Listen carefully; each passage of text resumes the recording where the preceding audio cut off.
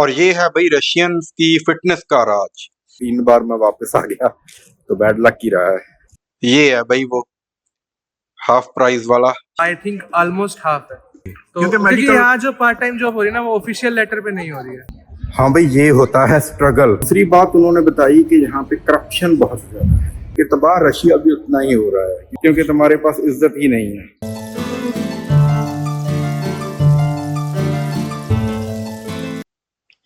ये रशियन फौजी जा रहे हैं भाई। ये आपको हर जगह पे मिलेंगे शहरों में, और इनकी एज भी बस 18-20 साल के करीब ही होती है। यंग लड़के लड़कियां बहुत भर्ती होते हैं रशियन फौज में। और ये देखिए भाई, ये लड़की के डॉगी ने पोटी कर दी थी और इसने तभी उठा दी, और वो इशारा किया उसके साथ वाली ने कि अभी और पड़ी है, तो वो फिर से उठाने के लिए आ गई। वो देखो, वो बता रही है। तो ये अभी डस्टबिन में फेंकेगी। ये यहाँ की बहुत खूबसूरत लगी मुझे बात, गंद नहीं पड़ने देते। और ये है भाई रशियंस की फिटनेस का राज। यहाँ पे साइकिलिंग का बहुत ट्रेंड है। बच्चे, बूढ़े, हर उम्र के बंदे साइकिलिंग पे बहुत जोर देते हैं, इसीलिए फिट रहते हैं। ये लोग एक्सरसाइज बहुत करते हैं।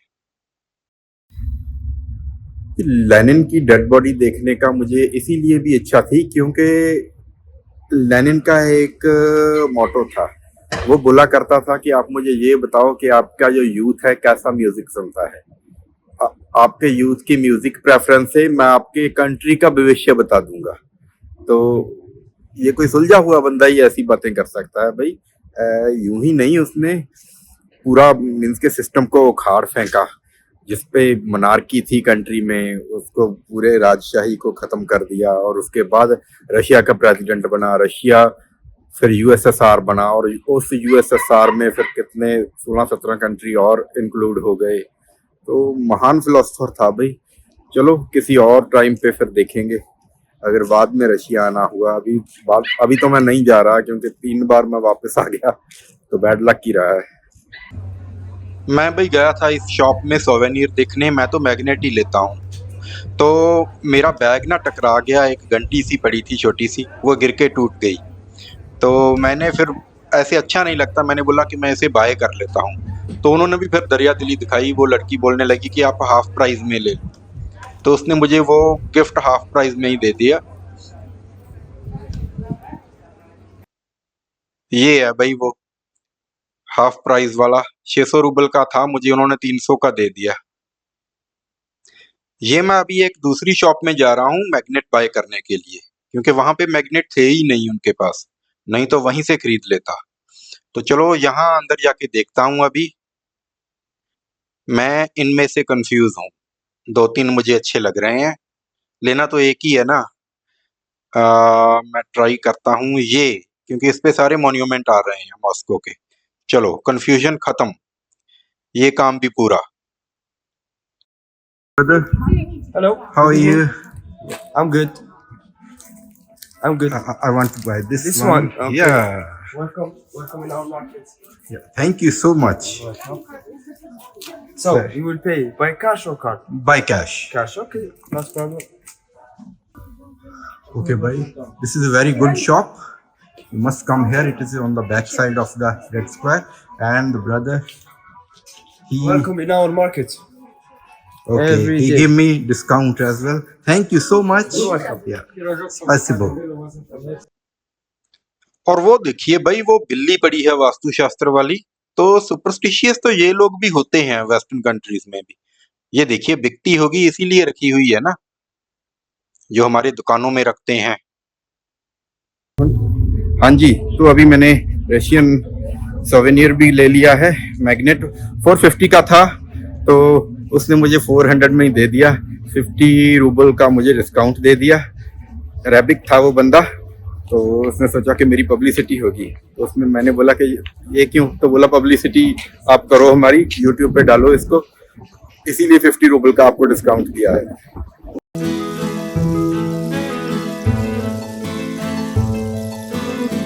Hello sir. हाँ जी, what's your name? My name is Rahul Soni. Okay, Rahul ji आप कहाँ से हो इंडिया से? I am from Haryana in India. Haryana. Okay, तो आप यहाँ पे मेडिकल कर रहे हो, तो यहाँ पे क्या प्लस पॉइंट्स क्या है मेडिकल करने के इंडिया की बजाय? देखिए, ये मेडिकल लाइन में क्या होता है कि आपको खुद ही पढ़ना होता है, तो जी। वो तो हर जगह है कि आपको सेल्फ स्टडी करनी है। जी जी जी। तो वो पॉइंट तो मैं नहीं करूंगा नोट आउट, क्योंकि वो तो हर जगह आपको पढ़ाई करनी है, जी, तो जी, इसलिए जी। पढ़ाई का कोई लेवल नहीं। बाकी प्लस पॉइंट ये यहाँ पे एक तो चीप यूनिवर्सिटीज है, ठीक है जी। हाँ, और एक यहाँ मोस्टली स्टडी ओरल से होती है, तो ओके। तो थोड़ा सा इंडिया के बच्चों के लिए चैलेंजिंग होता है, लेकिन वो प्लस पॉइंट भी है कि आपकी ओरल स्किल्स बढ़ जाएंगी। जी जी जी। हाँ, और टीचर्स काफी अच्छे हैं, आपको सब एनाटॉमी वगैरह सब स्टडी अच्छी कराते हैं। जी, फिर यहाँ पे आप किसी पब्लिक यूनिवर्सिटी में हो या प्राइवेट यूनिवर्सिटी में मैं हो? पब्लिक यूनिवर्सिटी ठीक है जी। तो जैसे यहाँ की पब्लिक यूनिवर्सिटी इंडिया की प्राइवेट यूनिवर्सिटी से तो I think fees structure fees भी structure I think almost half है, ऑलमोस्ट हाफ और कुछ का हाफ से भी कम है। जी जी जी। मतलब लाइक प्राइवेट यूनिवर्सिटी इंडिया में 1 करोड़ लेवल कहीं कहीं पहुंच जाती है। हाँ, हाँ, अब मेरी यूनिवर्सिटी में बताऊं, टोटल मेरा खर्चा, अगर आप जी। अपना खर्चा ठीक एवरेज रखते हो तो 35 लाख मैक्सिमम जाएगा है। पूरा कोर्स का। जी जी जी। और साल में आपको कितनी छुट्टियां वगैरह हो जाती साल में 10 मंथ स्टडी, 2 मंथ छुट्टी होती 2 है। मंथ्स की? 2 तो months फिर की। हर 2 मंथ्स आप हर 2 मंथ्स आपकी चॉइस होती है। कुछ बच्चे वहीं पे पार्ट टाइम जॉब करते हैं, और ओके। कुछ बच्चे चले जाते हैं। हाँ। तो मैं तो 2 साल हुए मेरे को पढ़ते, मैं सेकंड कोर्स में हूँ अभी, जी जी जी। सेकंड ईयर में हूँ, तो दोनों बार गया हूँ। ओके। हाँ, एक मैं पूछना भूल गया, पहले भी एक वाइफ का मैंने इंटरव्यू किया है, तो यहाँ पे पार्ट टाइम का जैसे और कंट्रीज में होता है इंडियन को 20 आवर्स अ वीक, यहाँ पे भी सेम है या? नहीं, यहाँ पे पार्ट टाइम का क्या है, जिस दिन जाओगे उस दिन सैलरी है। जैसे मैं वेयर हाउस में काम में खुद भी पार्ट टाइम जॉब करता हूँ, ठीक तो है। वेयर हाउस में है, उसमें क्या है कि हफ्ते में कितने दिन भी जाओ तुम्हारी मर्जी है, कभी भी जाओ। नहीं। 12 आवर्स की ड्यूटी होती है। गवर्नमेंट ये नहीं कहती कि 20 से ज्यादा आप नहीं करना आपको, या इतना? नहीं, ऐसा कुछ अभी तक तो नहीं है, तो यहाँ कोई पे 20 नहीं। घंटे करने वाला है भी नहीं अभी तक। ओके। तो क्योंकि क्योंकि मेडिकल, यहाँ जो पार्ट टाइम जॉब हो रही है ना, वो ऑफिशियल लेटर पे नहीं हो रही है, जी जी जी। अनऑफिशियली हो और रही है। वैसे भी मेडिकल के स्टूडेंट्स को ज्यादा टाइम निकालना वैसे भी मुश्किल है। होता 20 घंटे आई थिंक जो 12 घंटे निकालते हैं उनसे पर्सनली पूछ के आया, उनके लिए बहुत एक्टिव हो जी, जाता है। जी, जी। तो 20 घंटे तो अलग ही लेवल। लैंग्वेज बैरियर को आप कैसे डील करते हैं? लैंग्वेज बैरियर तो है, देखो है सर, देखो। थोड़ा मॉस्को साइड आपको कम मिलेगा, लेकिन जो मेरी साइड है, लाइक दूर दूर जाते हैं जब आप मॉस्को से, तो लैंग्वेज बैरियर तो है। जी तो जी। उसके लिए तो आपको पढ़ना पड़ेगा रशियन, नहीं तो बाकी आपका गूगल ट्रांसलेट। ठीक है। तो आपका फिर आगे क्या प्लान है, यहाँ सेटल होने का या इंडिया में ही? मेरा प्लान तो यूएसएमएलई का है यूएस। कि यूएस साइड में सेटल होऊंगा ओके कार्डियोलॉजिस्ट। ओके। और आई थिंक रशियन डिग्री यहाँ पोलैंड वगैरह में तो वैलिड है ही, सब यहाँ जगह तो कोई वैलिड है, दिक्कत नहीं। हाँ, बस आपको यूएसएमएलई क्लियर करना है। Okay, thank you, nice to meet you brother, good luck for your forthcoming studies. हाँ भाई, ये होता है स्ट्रगल अपने करियर को स्टैब्लिश करने का। ये देखो लड़का बेचारा, कजान साइड इसकी यूनिवर्सिटी थी, और वहाँ से 8-10 घंटे की ट्रेन लेके मॉस्को पहुँचा, और सारे लगेज के साथ मॉस्को में अभी घूम रहा है, क्योंकि इसकी फ़्लाइट में अभी बहुत टाइम पड़ा है। इसकी फ़्लाइट रात को 12:30 बजे की है, तो यहाँ पे रेड स्क्वायर में घूम के बेचारा तो फिर वहाँ पे पहुँचेगा। तो बढ़िया है यार, इंडियन स्ट्रगल तो करते हैं, कहीं पे भी जाते हैं। और मेडिकल कर रहा है लड़का, यूएसए जाने का उसका बाद का प्लान है, पीजी करने के लिए। तो सही है ना?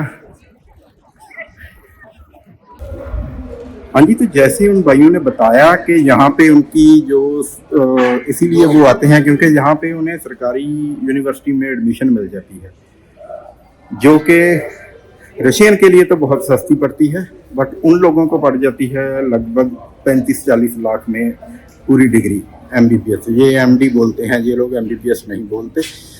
तो अगर हमारे इंडिया में सरकारी मेडिकल कॉलेज खुल जाएं तो इन बच्चों को यहाँ आने की ज़रूरत नहीं पड़ेगी, और उनकी एमबीबीएस 8-10 लाख में ही हो सकती है। तो जैसे कि रूसी यहाँ पे फ़ायदा ले जाते हैं इस चीज़ का। और दूसरी बात उन्होंने बताई कि यहाँ पे करप्शन बहुत ज़्यादा है। मेडिकल वाले स्टूडेंट्स को अगर किसी सब्जेक्ट में फेल हो जाए तो पास कर देते हैं, क्योंकि इंडिया में जो ट्रैवल एजेंट्स बैठे हैं ना, उनके भी कनेक्शन है। उन्होंने ही इनको रूसियों को सिखा दिया कि हमारे बच्चों को ऐसे पैसे लेके पास कर देना। तो ये भी कारण है कि जो इंडियन डॉक्टर हैं वो ओवरसीज क्वालिफाइड डॉक्टर को थोड़ी सी दूसरी नज़र से देखते हैं। और देखो भी, ये होती है मोहब्बत अपने कंट्री हेड से। पुतिन के बैनर हाथ में लेके प्रचार कर रहे हैं ये लोग।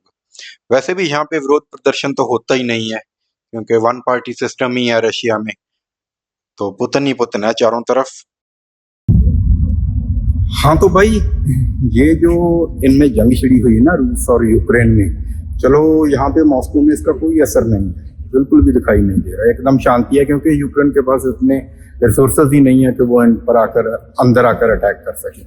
तो ये उनके यहाँ पे जाके लड़ रहे हैं, पर हम बोल रहे हैं ना, जैसे सोच रहे हैं कि यूक्रेन तबाह हो रहा है इस युद्ध में। तबाह सिर्फ यूक्रेन नहीं हो रहा, यूक्रेन की तबाही सबको, बर्बादी सबको दिखाई दे रही है। ये है कि तबाह रशिया भी उतना ही हो रहा है, क्योंकि इनकी जो इकॉनमी है यूक्रेन वॉर से बहुत ज़्यादा क्रैश कर रही है, सफ़र कर रही है इनकी इकॉनमी। इतने ज़्यादा प्रतिबंध हैं इनके ऊपर और इनका रूबल गिर रहा है। आज हमारा इंडियन रुपीज़ भी इनके रूबल से ऊपर है। हमारे एक के यहाँ पर आके 1 रूबल और 5 पैसे वो बन रहे हैं। तो महंगाई से लोगों में बुरा हाल है। तो मुझे ये नहीं समझ आती कि इन्होंने इतनी ज़मीन का करना क्या है। पहले ही दुनिया का सबसे बड़ा देश है भाई, इतना तुम करोगे क्या? पॉपुलेशन तुम्हारे पास है नहीं, 16 करोड़ की पॉपुलेशन है, और इंडिया से 6 गुना बड़ा कंट्री है रशिया। तो क्या करेंगे इतना? और पॉपुलेशन इनकी जो है वैसे भी सिगरेट और शराब पी पी के, वोडका पी पी के ऐसे ही 50-60 साल के होके तो ये मर जाते हैं। इसीलिए पॉपुलेशन इनकी बढ़ ही नहीं रही। तो पता नहीं क्यों ये कामरेड गवर्नमेंट जो है ऐसे जमीन की भूख में ऐसे कर रही है। तो भाई ये इनका आज से नहीं चला आ रहा, ये इनका शुरू से ही, हिस्ट्री से ही चला आ रहा है। बोलते हैं कि एक बार नेपोलियन बोनापार्ट ने जब रशिया को हरा दिया था, तो उसे एक रूसी औरत ने ये बोल दिया कि तुम लोग क्या कर रहे हो, तुम लोग जमीन के लिए लड़ रहे हो। तो हम तो जमीन के लिए बिल्कुल भी नहीं लड़ते। वो बोला तो तुम किस लिए लड़ते हो? वो बोली कि हम लोग इज्जत के लिए लड़ते हैं। तो नेपोलियन ने जवाब दिया कि कोई भी बंदा उसी चीज के लिए लड़ता है जो उसके पास होती नहीं है। हमारे पास जमीन नहीं है क्योंकि फ्रांस बहुत छोटा देश है, इसीलिए हम लड़ रहे हैं। तुम इज्जत के लिए लड़ते हो क्योंकि तुम्हारे पास इज्जत ही नहीं है। तो ये कहानी थी नेपोलियन बोनापार्ट के टाइम पे रशिया की। तो भाई जैसे मैंने आपको दिखाया था कि मेरे पैरों में छाले पड़ गए हैं शूज ज्यादा पहनने की वजह से, तो अभी मैंने स्लीपर लिए हैं यहाँ पे।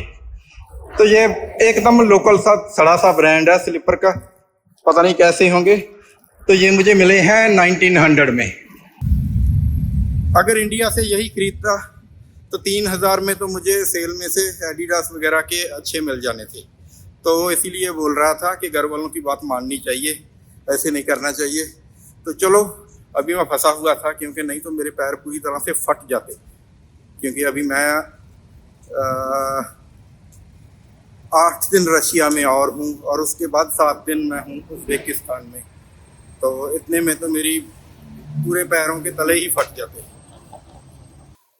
दूसरी बात ये है कि भाई मेडिकल इंश्योरेंस मैं भी करवा के आया हूँ, बट जो छोटी मोटी दवाइयाँ हैं ना, जैसे सर दर्द, गला खराब, ये चीज़ें आम होती हैं हम लोगों को जब हम बाहर घूमने आते हैं।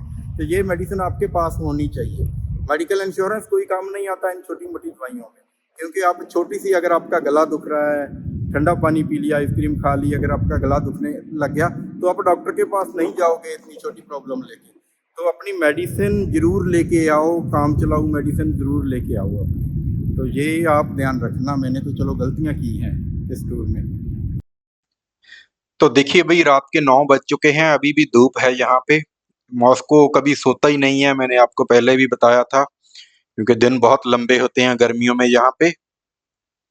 कल से आज मौसम ठीक है, कल तो बारिश ही बहुत ज्यादा हो रही थी, कल तो पूरा दिन बारिश होती रही।